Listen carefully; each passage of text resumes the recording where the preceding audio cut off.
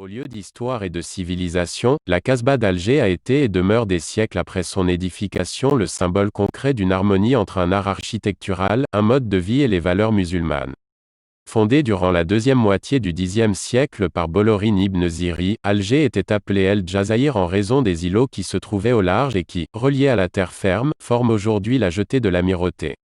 Au milieu du XVIIe siècle, 100 000 habitants vivaient dans cette cité composée de plusieurs quartiers. Chaque quartier avait son souk, sa mosquée, ses fontaines, ses palais et ses demeures très fonctionnelles et adaptées aux mœurs locales et au climat méditerranéen. De très belles mosquées telles que Jama'a Jedid, Jama'a el-Kébir, Sidi Abderrahman quadrillaient la ville, attestant ainsi de l'attachement aux valeurs islamiques. Lieu de résidence et centre industriel, la Casbah était organisée en quartiers relativement autonomes et spécialisés dans la production de biens et services nécessaires à la vie quotidienne des habitants. Chaque corporation de métier était placée sous le patronage d'un saint dont elle célébrait la fête par des réjouissances communes. Ce cadre et cette organisation de vie sociale conféraient à la Casbah une unité du tissu humain en symbiose avec les pratiques économiques, religieuses et culturelles de la population. Rues piétonnières, galeries intérieures, éclairement des maisons et lieux publics s'imbriquent de manière cohérente et agréable sans heurter l'homme dans cette cité où l'art et la religion constituent les charpentes de la société.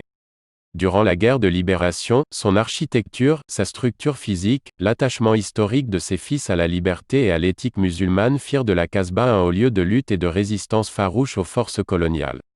Organisation politique, mobilisation des masses, ravitaillement, fabrication de bombes, acheminement d'armes, caches secrètes, impression de tracts et bien d'autres actions révolutionnaires avaient pour siège la Casbah d'Alger.